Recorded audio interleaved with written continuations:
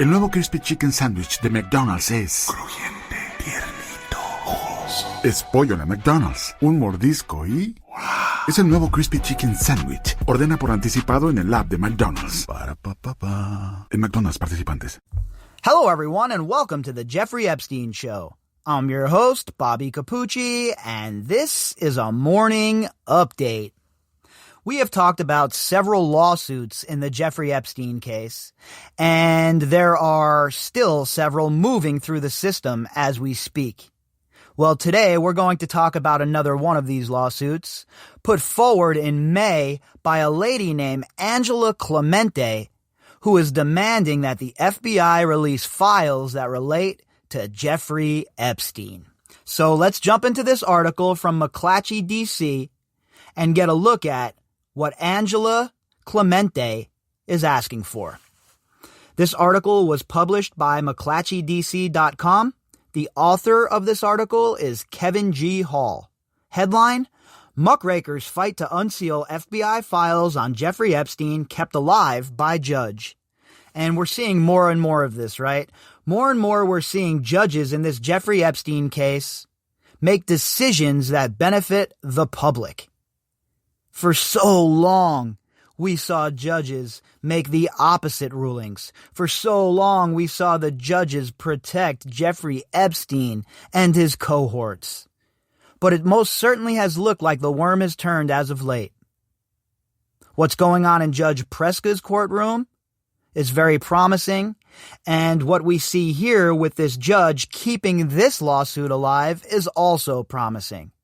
And we're not talking about a high-profile person here, right? Angela Clemente is a citizen. She's not somebody who has the power of the Miami Herald behind them or a bunch of backing by a bunch of people who have money or anything like that. She's just a citizen like the rest of us who has had enough and decided to file a lawsuit.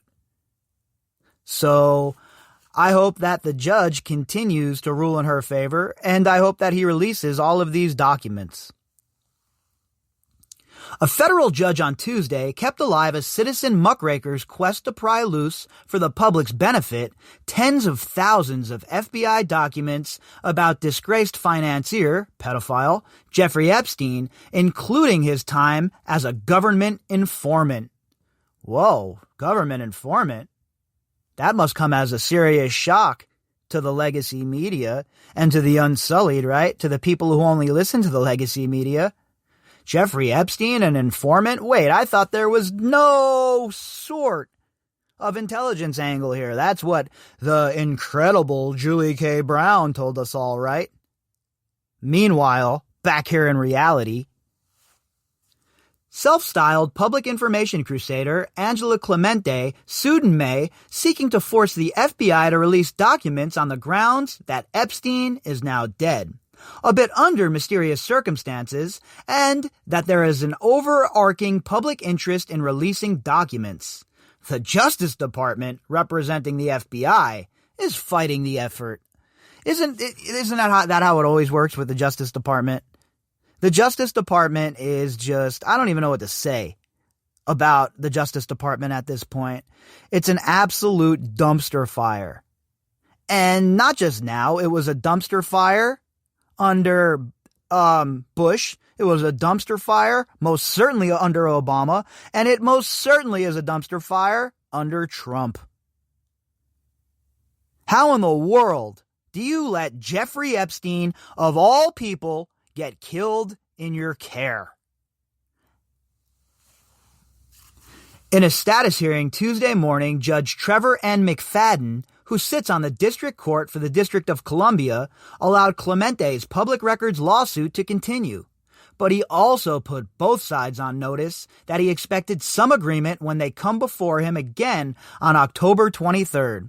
So it looks like the judge is telling both sides that they better come to an agreement as far as the documents are concerned by the next time they come before him on October 23rd. I like a judge who's not effing around in the courtroom with this, right?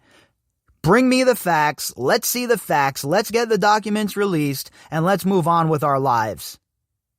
No need for the histrionics. No need for the pomp and circumstance. Let's get on with the people's business. Arguing against a broad document release, Assistant U.S. Attorney Brenda Gonzalez-Horowitz told the judge that the FBI had already released more than 10,000 documents and is likely to invoke an exemption from releasing thousands of additional documents under the Freedom of Information Act, citing a provision that allows records to be kept private during ongoing prosecutions or investigations. How many times have I railed about that? How many times are they going to use that as an excuse to keep you and I from knowing what's going on behind the curtain? They seem to forget that they work for us. They seem to forget that all of that documentation is ours and not theirs. Well, it's time for them to get a reality check. Clemente's lawyer, James Jim Lazar, told McFadden that the FBI continues to sit on documents for which it already cited other provisions that effectively waived privacy protections. And, in any event, Epstein is dead, and the public has a right to know about Epstein's relationship with the FBI. What? Full stop. Epstein's relationship with the FBI? He didn't have one of those. According to the legacy media, that tells us Clinton only visited on Epstein's plane 4 times. That he had no relationship with the FBI. There was no intelligence angle here. You're just a conspiracy theorist, folks. Jeffrey Epstein and Ghislaine Maxwell were just such super arch criminals that they were able to pull this off with no support from their friends in the FBI or in the CIA. Yeah, that's a very likely story, and I'm totally buying that one. That one is absolutely, positively founded in truth. Said nobody ever. There's a national and global press interest in this case, and the press has the right to know now, not a year from now, what those documents say, Lazar argued. I kind of like this Lazar character, huh? My kind of lawyer, a guy going in there and telling the judge, look, the public has a right to know what the hell went on. Was the FBI protecting Jeffrey Epstein? We need to know that. And if the FBI was, who covered it up? Who put it into play, and why aren't they rotting away in prison? Documents released more than a decade ago, he argued, established that Epstein was given a light sentence in Florida when accused of sex crimes against underage girls and, in exchange, agreed to become an informant. Well, I don't know about all of that. I think Epstein was working with the government way before that. Right? We know that there's been reports about him talking about how he would track down money for the CIA and track down money. So we know that he had ties to the government a long time ago. Mr. Steve Hoffenberg has talked about it as well. So I get it, right? Them trying to paint him as an informant here. If that's going to get these documents released, then I'm all for it. And he might have been an informant for them too, by the way. You ever hear of Whitey Bulger? Yeah, that's right. Whitey Bulger, an informant. While he was working for the FBI, he was still clipping people. Same goes for Gregory Scarpa. You familiar with Gregory Scarpa? Google him if not. Here's just a little bit about him. At one point, the FBI enlisted Gregory Scarpa to go down and, let's say, not finesse secrets from KKK members. Okay? That's the kind of guy Gregory Scarpa was. And the FBI employed him down in Mississippi to get answers from scuzzbag KKK members. So if you think the FBI doesn't work with informants who have, let's say, checkered pasts, and they don't turn them and use them as their tools, well, you might want to check out a few books. Of utmost interest to the public is how much Epstein was being paid for his informant activities, Lazar argued, citing unverified claims that Epstein had ties to drug traffickers and organized crime. The taxpayers have a right to know immediately what their money was being spent on. Yeah, that definitely is the case, right? I know as a tax-paying citizen, I want to know where my money's going. I want a full accounting of every single dollar and how it was spent. Obviously, I know that'll never happen, but it doesn't hurt to ask. And this lawyer demanding accountability here for how that money was spent, and if the FBI has a file that says Epstein was an informant, I think it's time for the public to see that, no? Multiple news reports in late February said that a top Justice Department official was taken by surprise during a closed-door congressional briefing when lawmakers demanded to know if the FBI maintained a relationship with Epstein. Well, how about that, huh? The Justice Department was taken aback when Congress demanded from lawmakers if they had a relationship with Epstein.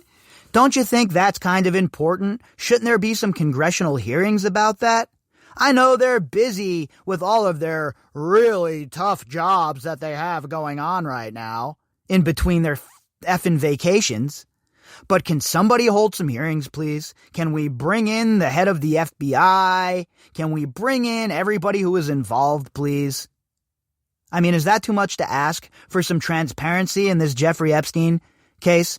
Can we just, have a full accounting of what occurred, please, from the FBI?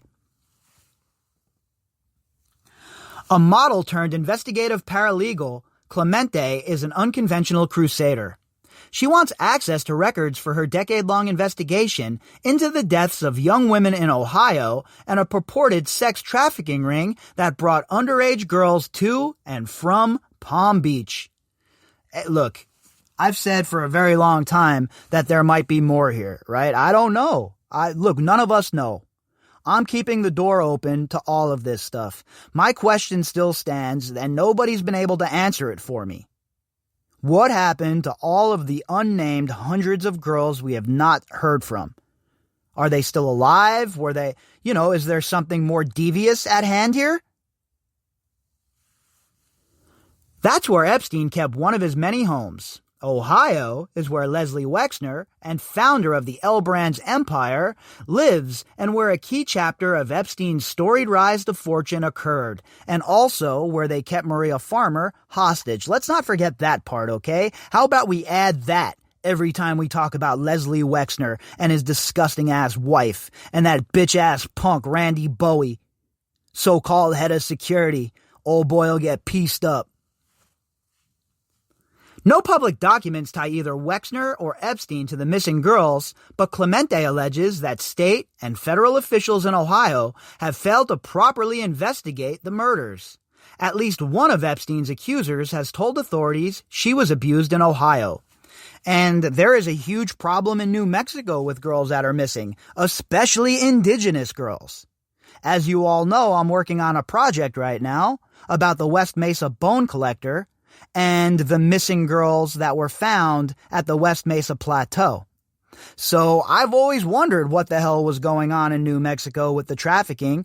And is it just a coincidence that Jeffrey Epstein has property in New Mexico and Ohio and Palm Beach where all of this trafficking and these girls are being run from? Is that just a coincidence? Or is there more to the story that even we have not uncovered yet? Clemente's lawyer wants the FBI to produce documents at a pace of 5,000 a month, something that's not possible, the assistant U.S. attorney told the judge. I think 5,000 a month is a lot, right? They have to go through them and all of that. But hey, I'm all for it. If the judge says that they can pump out 5,000 a month, well, I'll be reading 5,000 a month. Believe that. There is just a set of documents, Gonzalez Horowitz said, adding that the process takes a lot of time. When Lesser tried to insist his request was reasonable, the judge cut him short. I'm not going to order that. We're going to proceed the way I propose, McFadden said, ordering instead that the two sides agree on a new set of about 100 FBI documents identified as releasable when they come before him again next month. I think that's a pretty fair way to start, right? 100 documents. Let's start with that. Let's get that ball rolling, and let's see what's what. Look, folks, I'm not saying that Jeffrey Epstein was involved in, some sort of killing spree of these girls, but I don't know, right? I think that Angela Clemente's investigation and the thread she's pulling on is worthy of a look. I think that there is still so much that we do not know. that I am on board with every avenue being traversed at this point. Because when I first came into this, there was a lot of shit I didn't believe, right? Now, a year later, my eyes have been pulled wide the F open. Although Clemente didn't get the blanket release she continues to seek, she was undeterred. I will not be lessening or limiting what I am asking for, and the records that they are trying to say are already available in the FBI vault are not responsive to my request or lawsuit, Clemente said after the hearing. The judge also issued warning Tuesday to the Justice Department that it had one shot to convince him why the laws say the documents shouldn't be released. He said he would not preside over multiple hearings. I like this judge's way he's going about it, right? I don't want multiple hearings. We don't need that shit. Let's get to the bottom of all of this. At some point, these judges have to step up and do the right thing. And we're seeing more and more of that as we go along. But I understand that a lot of people are shell-shocked. Throughout the years in this case, we've had plenty of judges that have shit the bed when they've had a chance to be the hero. The question now is, are any of these judges capable of putting on the cape and doing the right thing? If I deny that motion, you should realize there is the potential that we're going to trial, he said. The Justice Department is likely taking Clemente seriously. She achieved a measure of fame for her dogged pursuit of FBI records regarding mobsters who were on the FBI payroll even as they murdered rivals. Her digging, featured in a New York Times long profile of her in June 2013, led to the indictment of an FBI agent alleged to have protected mob bosses. So she has chops, right? Angela Clemente isn't somebody who's just, some yahoo. This is a lady who knows what she's doing, has been down this road before, and has battled with the FBI over these records previously. So she's not somebody who's coming in here as a shrinking violet. And she was linked to another big law enforcement matter. One of Clemente's mob sources correctly informed her that Terry Nichols, the co-conspirator in the homegrown terror bombing in Oklahoma City in 1995, had confided that the FBI had missed a cache of explosives hidden in his home in Harrington, Kansas, and that the two bombers had accomplices. Clemente's suit against the FBI is just one of many potential overlapping legal matters. The Attorney General of the U.S. Virgin Islands has brought a civil racketeering case against the Epstein estate, which is also being settled in court there. As you well know, we've been covering that ad nauseum at this point. If anything breaks in that civil case, we will be right here to cover it. And as far as Clemente goes, look, this is a woman that should be taken seriously, right? What she has to say should be listened to. It should not be discounted. And I, for one, will be following how this breaks down as we move closer to the judge making a ruling. Epstein's alleged madam, co-conspirator, fellow child abuser, general all-around scuzzbag and bipedal serpent, Ghislaine Maxwell was arrested in July in New Hampshire and awaits federal trial. She is trying to block the release of a deposition she gave in a civil suit settled in 2017 with an Epstein accuser, arguing it will prejudice her federal case. And that will be heard on October 13th. Originally scheduled for the 22nd, it was moved to October 13th. The Miami Herald has sued for the release of all documents in that settled case, and a district judge ruled in the Herald's favor, but an appeal is scheduled for next month. So here we are, folks. Another player on the stage, Angela Clemente, doing that good work and trying to force the issue. I'm really stoked to see where it goes, too. Because somebody who has outed the FBI for their work with mob informants is somebody that the FBI most certainly is taking seriously. And we all know that there has been some serious dereliction of duty within the United States government, the FBI, and the Department of Justice as a whole.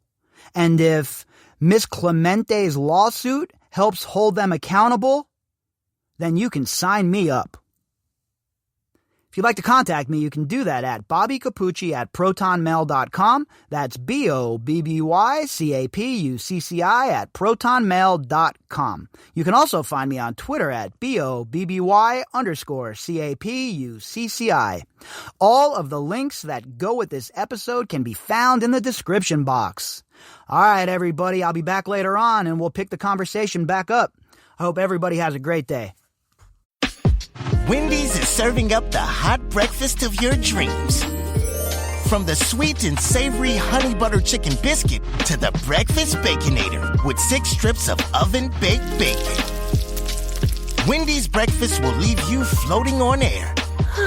So don't get burned by bad breakfast ever again. Ow! Choose wisely. Choose Wendy's and get the breakfast you deserve. We got you. At participating U.S. Wendy's.